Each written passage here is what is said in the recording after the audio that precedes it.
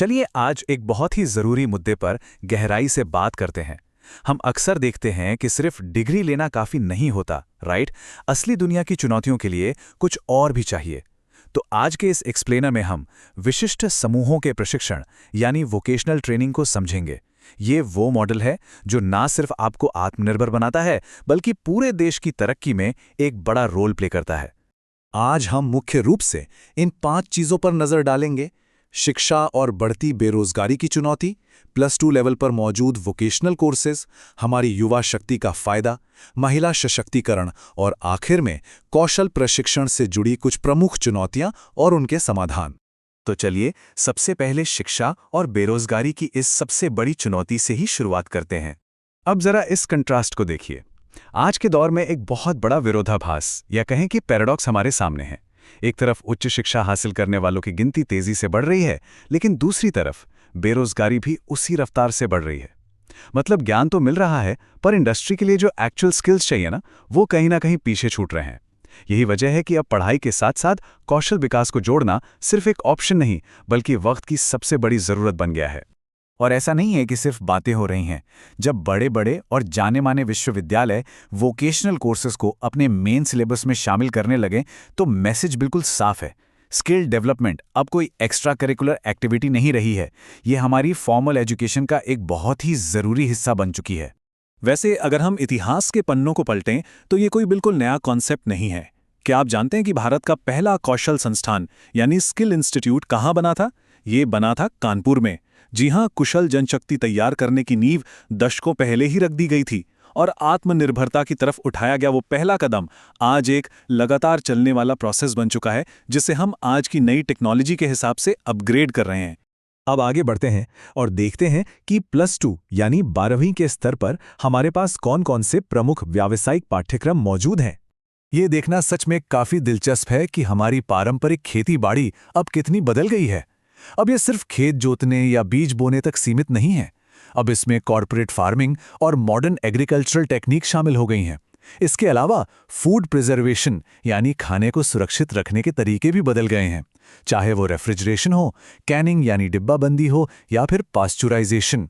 ये सारे कोर्सेज सीधा हमारी ग्रामीण अर्थव्यवस्था को ग्लोबल मार्केट से जोड़ने का काम करते हैं।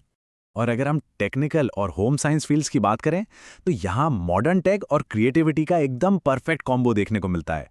एक तरफ डिजिटल मार्केटिंग, कंप्यूटर साइंस और इलेक्ट्रॉनिक्स जैसे कोर्सेज हैं जो युवाओं को एकदम फ्यूचर रेडी बनाते हैं।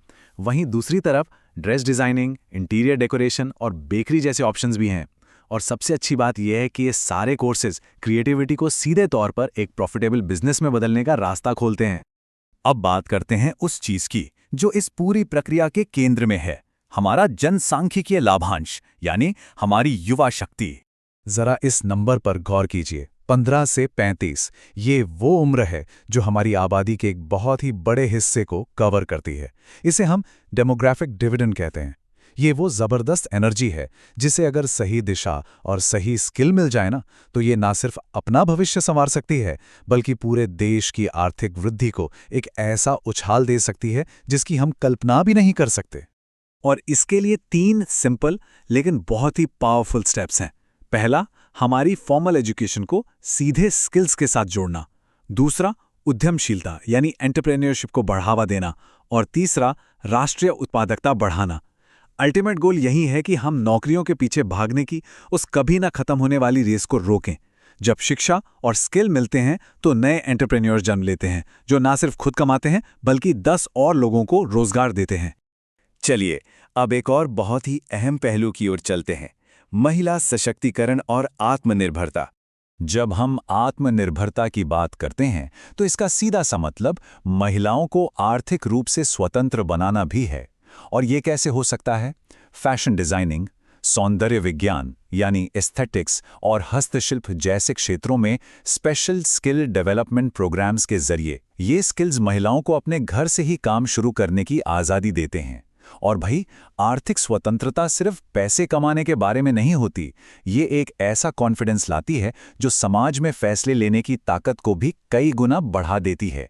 यही वजह है कि इस तरह के खास व्यावसायिक प्रशिक्षण पर इतना फोकस किया जा रहा है। एक पर्टिकुलर स्किल को टारगेट करने का सीधा सा मतलब है कि जो शिक्षा दी जा रही है वो तुरंत रोजगार या फिर स्वरोजगार के मौकों में बदल जाए। ये सशक्तिकरण को समाज के बिल्कुल अंतिम छोर तक पहुंचाने का सबसे कारगर तरीका है। लेकिन जाहिर सी बात है, इतना बड़ा बदलाव लाना कोई आसान काम तो है नहीं। तो आइए अब कौशल प्रशिक्षण की चुनौतियों और उनके समाधान पर बात करते हैं। अगर हम ग्राउंड रियलिटी देखें तो कई बड़ी रुकावटें सामने आती हैं, जैसे कि ट्रेन किए गए काउंसलर्स की भारी कमी, संसाधनों का अभाव और सबसे बड़ी बात ग्रामीण इलाकों में सही जानकारी का ना पहुंच पाना। लेकिन हर समस्या का एक समाधान होता है। अगर हम सेंटर लेवल पर एक बहुत ही मजबूत सिस्टम या फ्रेमवर्क बना लें और जो हमारे पुराने कारीगर हैं उनकी रीट्रेनिंग की व्यवस्था करें तो इन सभी बाधाओं को आसानी से पार किया जा सकता है। तो अब इन सब बातों को ध्यान में रखते हुए एक बहुत ही बड़ा और अहम सवाल हमारे सामने आता है। क्या हमारी आज की शिक्षा प्रणाली कल की नौकरियों के लिए सच में तैयार है? इंडस्ट्री जिस तेजी से बदल रही है उसे देखते हुए ये सोचना बहुत जरूरी है। शिक्षा और स्किल के बीच की खाई को भरने की कोशिशें तो हो रही हैं, लेकिन असली शिक्षा वही है जो जिंदगी जीने और आजीविका कमाने दोनों में पूरी तरह से सक्षम बनाए। तो जरा सोचिए, आने वाली पीढ़ियों को सच में आत्मनिर्भर बनाने के लिए हमें अपने मौजूदा ढांचे में अभी और कितने बड़े बदलाव करने होंगे। इसी विचार के साथ आज का ये एक्सप्लेनर हम यहीं समाप्त करते हैं।